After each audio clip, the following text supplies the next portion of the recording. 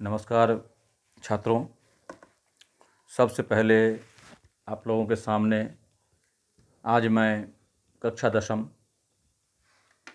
की पाठ्य पुस्तक क्षितिज के प्रथम अध्याय को लेकर आया हूँ, जिसके आधार पर हम लोगों ने देखा है कि इस पाठ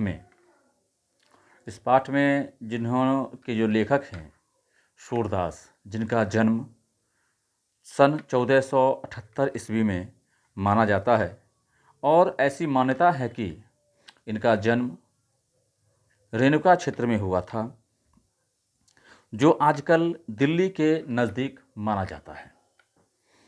और इनके गुरु का नाम वल्लभाचार्य था और इनका सबसे अधिक अगर कहीं लंबा समय बीता है, अगर इनका सबसे लंबा समय कहीं बीता है तो वह मथुरा और वृंदावन के बीच के स्थान गौघाट में, गौघाट, जी हाँ, गौघाट, जहाँ पे कि सूरदास महोदय रहा करते थे। और वहाँ पर इन्होंने अपने जीवन के सबसे अधिक भक्ति समय को बिताने में प्रयोग किया था। सूरदास के द्वारा लिखी गई 3 ग्रंथ, जिनका नाम सूरसागर, साहित्य लहरी और सुरसारावली है। इन सबों में सबसे अधिक लोकप्रिय सूरसागर रही है। यूँ तो देखा जाता है तो सूरदास प्रकृति चित्रण, सौंदर्य विश्लेषण और अनेक प्रकार की चीज़ों के व्याख्याता थे, परंतु इनकी जितनी भी रचना हुई, इन सभी रचनाओं में सबसे अधिक अगर कोई लोकप्रिय हुआ तो वह सूरसागर था। और इनकी सभी रचनाओं में मुख्यतः वात्सल्य और श्रृंगार को देखा जाता है। और यूँ कहा जाता है कि सूरदास श्रृंगार और वात्सल्य के सबसे बड़े और श्रेष्ठ कवि थे। ऐसी मान्यता दी जाती है कि इन्होंने लोगों के मन में जो हीन भावना, मैं बता दूं कि कहता है लोग कि जब मनुष्य के अंदर हीन भावना की जन्म होती है तो वह कभी भी आपको सकारात्मक ऊर्जा प्रदान नहीं कर पाती। ऐसा स्वयं का अनुभव है और आप भी स्वयं में देख सकते हैं कि जब मनुष्य में किसी भी प्रकार का हीन भावना किसी चीज़ के प्रति होती है तो लोग अपने आप को काफ़ी विक्षुब्ध और दुखी सा अनुभव करते हैं। तो इन्होंने सबसे पहले उस विक्षुब्धता को दूर करने के लिए लोगों में जो हीन भावना उत्पन्न होती है उसको विचार में रखते हुए इन्होंने अपने पद के माध्यम से लोगों को जगाने का काम किया है, जो इस पद में आपको निश्चित मिलेगी। इस कविता का भाषा रूपांतरण ब्रज भाषा में की गई है। ब्रज भाषा, जी हाँ, ब्रज की अवधारित भाषा ब्रज भाषा है। और सूरदास की जितनी भी अधिकांशतः लिखी गई जो कविताएं हैं वह ब्रज भाषा में ही अंकित हैं, ऐसा मान्यता के अनुसार दिखलाया गया है। अब मैं आपको पद की ओर ले चलूँगा। पद से पहले मैं आपको कुछ बताना चाहता हूँ सूरदास के इस पद के विषय में। सूरदास ने इस पद को लिखने का इसलिए एक अपना प्रधान अनुभव समझा है क्योंकि उन्होंने देखा कि विरह और वेदना 2 चीज़ें होती हैं। विरह का मतलब होता है जब आप किसी चीज़ से अलग होते हैं, तो वहाँ विरह का जन्म होता है। और जब विरह का जन्म होता है तो आपके अंतर्मन में, it means inside of your mind is create a kind of worriness, दुख जो उत्पन्न होता है उसे को हम वेदना कहते हैं। तो अर्थात वेदना का उत्पन्नीकरण किससे होता है? जी हाँ, वेदना का उत्पन्नीकरण विरह से होता है।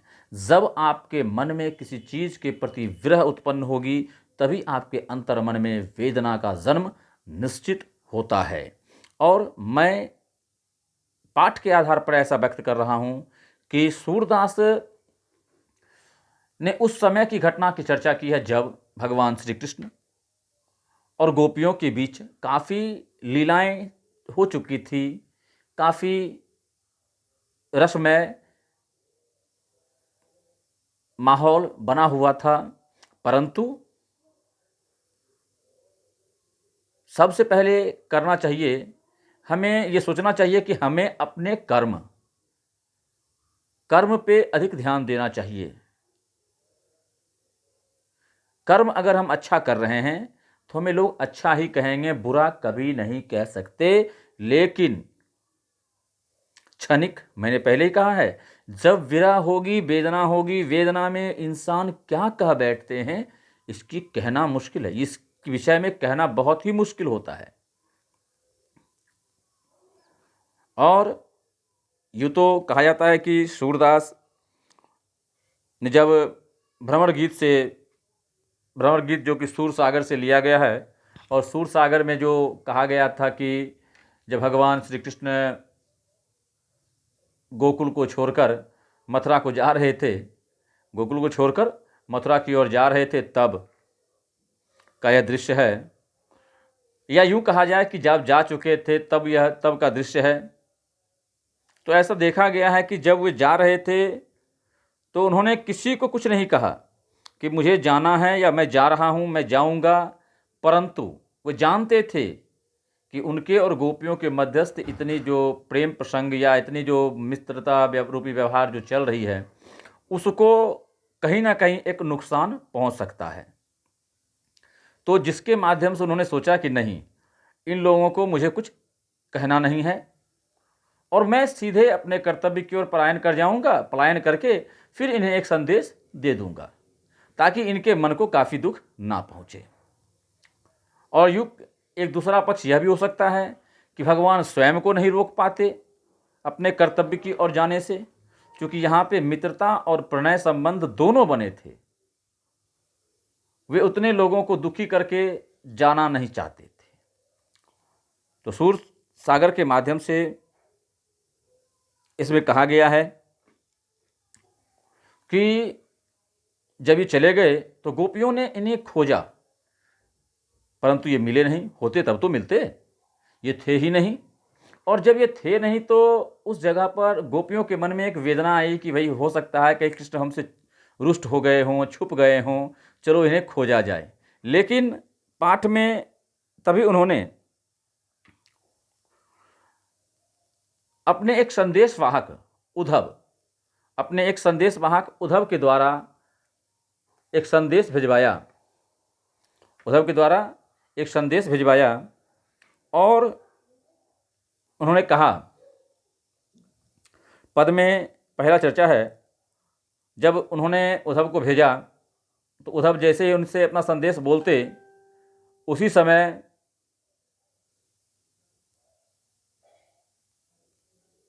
गोपियों ने उन्हें कहा कि हे उद्धव तुम अति भाग्यवान हो, हे उद्धव तुम अति भाग्यवान हो, क्योंकि तुम्हारे द्वारा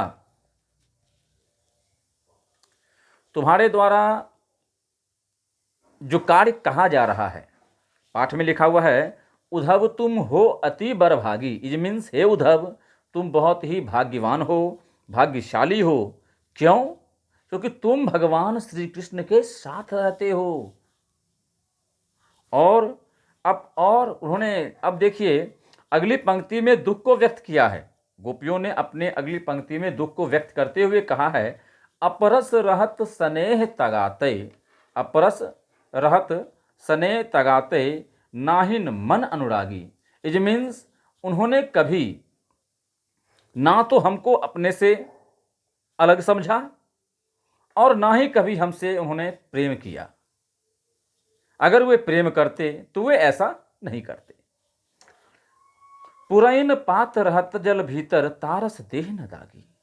और उनका स्वभाव उस पुरैन के पत्ते, पुरैन का पत्ता समझते हैं, जो कि जल के अंदर कमल के पत्ते होते हैं, जो जल के भीतर रहकर भी जल से अछूता रहता है, जो जल के भीतर रहकर भी जल से अछूता रहता है। इट मीन्स वह उनके साथ होकर भी उनसे अलग रहता है। जी हाँ, वह उनके साथ भी रहकर उनसे अलग रहता है। उसी को कहा जाता है कि अछूता। तो पुरैन पात रहत जल भीतर, तारस देह न दागी। कहते हैं पुरैन का पत्ता जिस प्रकार जल के भीतर रहने के बावजूद भी जल की एक बूंदें उस पत्ते को छू नहीं पाती, ठीक भगवान श्री कृष्ण ने भी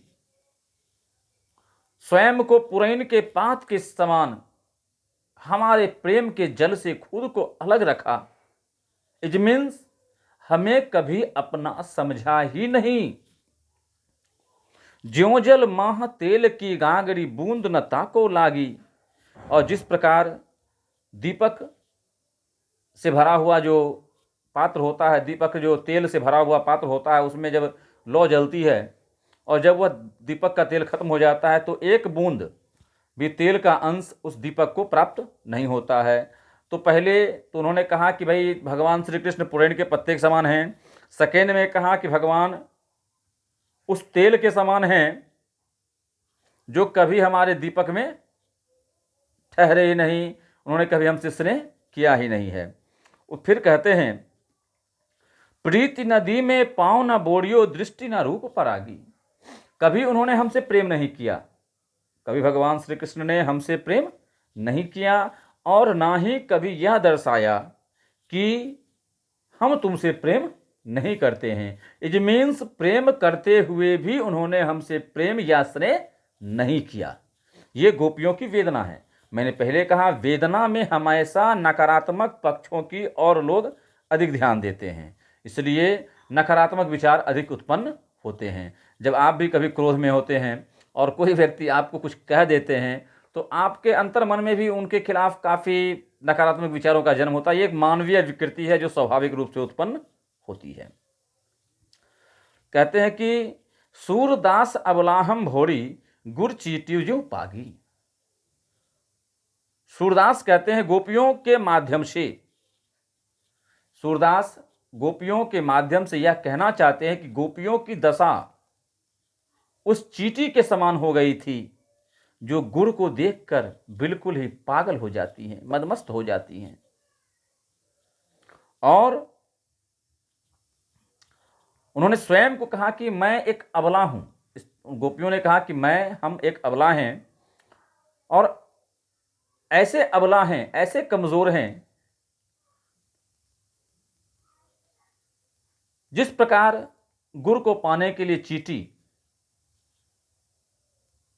ललायित रहती है, तो वह भी उसी प्रकार से उनके साथ जुड़ी हुई थी। अब अगली पंक्ति में लिखा हुआ है, मन की मन ही मांझ रही मैं। मन की मन, मन की मन का मतलब होता है मन की बातों को मैं मन में ही सोच रही थी, मन की बातों को मैं मन में ही सोच रही थी। कहिए जाय कौन पे उधो, ना ही परत कही। हे उद्धव, आप जाकर उनसे कहना, क्या हमारे प्रेम का एक भी अंश उनके हृदय पर नहीं है? अवधि आधार आस आवन की, तनमन बिथा सही। यदि उनके आने का एक समय निर्धारित हो, अगर उनके आने का एक समय निर्धारित हो तो हम अपने मन की व्यथा, व्यथा का मतलब होता है व्यथा, दुख को एक निश्चित समय के लिए सह सकते हैं। परंतु यहाँ पर उनके द्वारा ना तो आने की कोई आस बताई गई है और ना ही उन्होंने कहा है कि वे आएंगे। केवल उन्होंने संदेश देकर आपको भेज दिया है और जिससे हमारा मन काफी व्याकुल हो चुका है। अब इन जोग संदोष सुनी सुनी, बिरनहि बिरह दही। और केवल अब उनके आने का केवल योग संदेश सुनकर मैं अब ये सुनती हूँ कि अब वो आएंगे, अब वो आएंगे, अब वो आएंगे, ऐसा सुन सुनकर मेरे मन में और भी अधिक ज्वाला भड़क रही है। दुख के मारे मेरे मन में अब ये ज्वाला भड़क रही है। तो आप ये समझ लीजिए कि उनके आस में मैं एक विरहीन, विरहीन का मतलब होता काफी दुखी, जिसके पास कुछ भी नहीं, सब कुछ लूट चुका हो, सब कुछ उसका नष्ट हो चुका हो। यह एक विदित भाव है जो कि एक प्रेयसी के द्वारा अपने स्वामी तुल्य प्रेमी को बतलाया गया है। चाहती हुती गुता गुहार जितहिते, चाहती हुती गुहार जितहिते, और चाहती हूं, मैं चाहती हूं कि मैं उन्हें बुलाऊं या भुलाऊं। जितना उन्हें मैं भूलना चाहती हूं, उतना ही अब वे मुझे स्मरण होते हैं और मेरे आंखों से अश्रुधार बहते रहते हैं। इट मीन्स उनके आने की बातों को सुनकर अब मेरे आंखों से केवल और केवल अश्रुओं की धाराएं बहती रहती है और मैं अपने मन के दुख को अब रोक नहीं पा रही हूं। अब ये रोकना हमारे लिए असंभव है। सूरदास अब धीर धरे क्यों, मर्यादा न लही। सूरदास ने गोपियों के माध्यम से कहा है कि अब किसी प्रकार की धैर्य का मुझसे पालन नहीं होगा और ना ही मैं किसी प्रकार की मर्यादा का वहन करूंगी, ना मैं किसी प्रकार की मर्यादा को सहूंगी। उक्त पद के माध्यम से सूरदास ने गोपियों की व्यथा को बतलाया है। अब हम लोग मिलते हैं फिर अगली वीडियो में। धन्यवाद।